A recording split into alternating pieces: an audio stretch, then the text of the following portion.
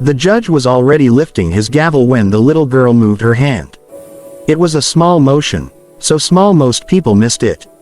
Just a gentle tap of her fingers against her knee, twice, then a pause, then once more.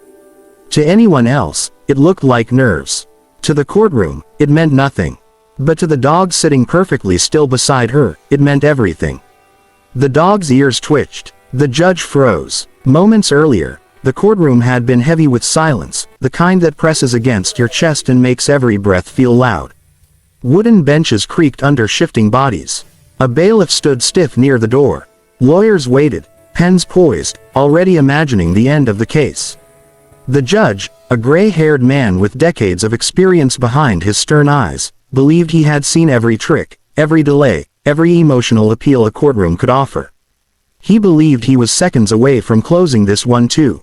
The little girl stood beside the defense table, her feet barely touching the floor, her legs swinging slightly because the chair was too tall. She couldn't have been more than 10. Her hair was pulled back into a simple ponytail, her dress plain and neatly pressed, as if someone had wanted her to look invisible. Her hands were folded tightly in her lap, except for that brief movement, quick, deliberate, practiced. And then the dog stood. Gasps rippled through the courtroom as the large German shepherd rose to all fours, his movements controlled and calm, not aggressive. His vest clearly marked him as a service dog, though no one had paid much attention to that detail before. He took one step forward, then another, positioning himself squarely between the girl and the man seated a few feet away. The man stiffened. The judge's gavel hovered in midair. "Bailiff," the judge said slowly, his voice sharper than before, "why is that dog standing?" The bailiff hesitated. "Your Honor, I don't know." The girl's eyes remained on the dog. She didn't speak. She didn't cry, but her small fingers tightened against the fabric of her dress. The judge leaned forward. Years of experience told him this was not chaos. This was not disobedience. This was training. "Counsel," he said, turning to the attorneys, "did anyone instruct the dog to move?" Both lawyers shook their heads. The dog did something else then. He sat, directly in front of the man, staring at him with unwavering focus. His body was tense but controlled, his presence unmistakably protective. The man swallowed hard, and suddenly, the room understood something had just changed. The little girl's name was Emily Carter, though most people in the courtroom only knew her as the minor. She had been referred to in careful legal language for weeks, discussed in motions and arguments as if she were a concept rather than a child. Her life had been reduced to paperwork, timelines, and disputed statements. She had learned early on that adults often talked around her instead of to her. But Ranger, her dog, always listened.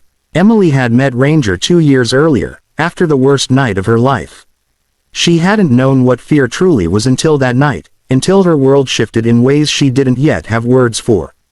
Afterward, she stopped speaking much. Loud sounds made her flinch. Crowded rooms made her chest tighten until she thought she might disappear.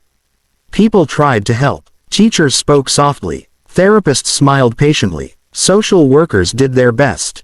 But it was Ranger who found her first, really found her, sitting curled up in a corner during a therapy session, shaking as if the room itself were dangerous. Ranger didn't rush her. He didn't bark. He simply sat nearby, calm and steady, his presence like a warm wall against the cold. That day, Emily reached out and touched his fur. It was the first time her hands stopped shaking. Ranger was trained as a trauma response service dog. He could sense changes in breathing, heart rate, and body language. He was trained to block, to alert, to protect, not with aggression, but with positioning and presence. Most importantly, he was trained to respond to Emily's signals, subtle cues she could give when her voice failed her. Together, they learned a language without words. Now, in the courtroom, that language was speaking louder than anything Emily could say. The case itself had drawn quiet attention. It wasn't a celebrity trial or a scandal splashed across headlines, but it carried weight, the kind that settles into the conscience. It involved custody, allegations of coercion, and a child's testimony that had been questioned, softened, reshaped by adults who believed they knew better. Emily had been asked if she was sure, asked if she might be mistaken, asked if someone had influenced her memories. She had nodded when told to answer yes or no. But no one had asked Ranger. The judge studied the dog carefully now, his legal instincts colliding with something more human. "Ms. Carter," he said gently, "did you signal your dog?" Emily hesitated. Speaking in public still felt like standing on thin ice. But she nodded. "Yes, Your Honor," she whispered. The courtroom leaned in. "What does that signal mean?" the judge asked. Emily swallowed. Her eyes flicked to Ranger, then back to the judge. It means I don't feel safe." The words landed like a crack of thunder. The man behind Ranger shifted in his seat, his lawyer placing a steadying hand on his arm. "Your Honor," the lawyer said quickly, "this is highly irregular. A child's emotional support animal cannot." "This is not an emotional support animal," the judge interrupted, his voice firm. "This is a trained service dog. And this child just told me she feels unsafe. In my courtroom." Silence swallowed the room whole. The judge lowered his gavel without striking it. He removed his glasses, rubbing the bridge of his nose as if seeing something he hadn't allowed himself to see before. "Ms. Carter," he said, more softly now, "has your dog ever done this before?"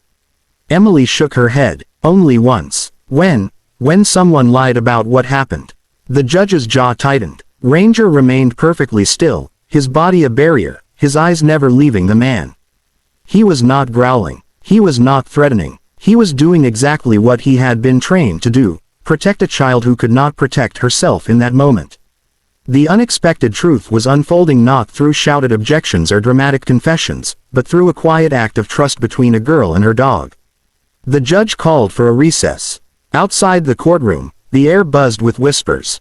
Some people were confused, others were angry, a few were shaken in a way they couldn't quite explain.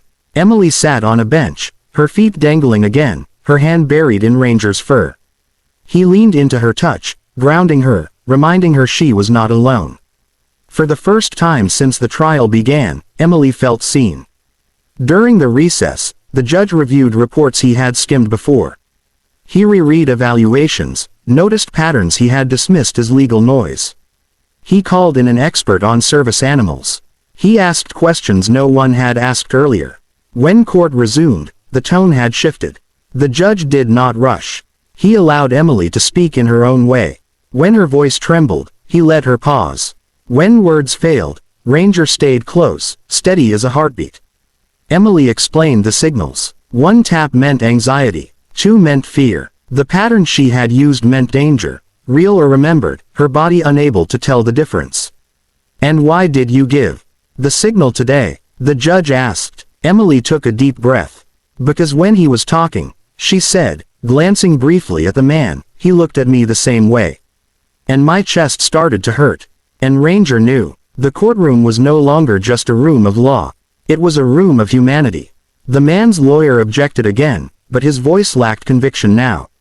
The judge overruled him, his decision clear not just legally, but morally. What followed was not dramatic in the way movies make trials dramatic. There were no shouted confessions, no sudden handcuffs. But there was truth, slow and undeniable. Evidence re-examined. Testimony reconsidered. A child's experience finally given weight. The judge postponed his ruling, ordering further investigation and safeguards for Emily. More importantly, he ordered that she would not be required to testify further in the presence of anyone who made her feel unsafe. When the gavel finally came down, it did not signal an ending, but a beginning. As people filed out of the courtroom, many paused to look at Emily and Ranger.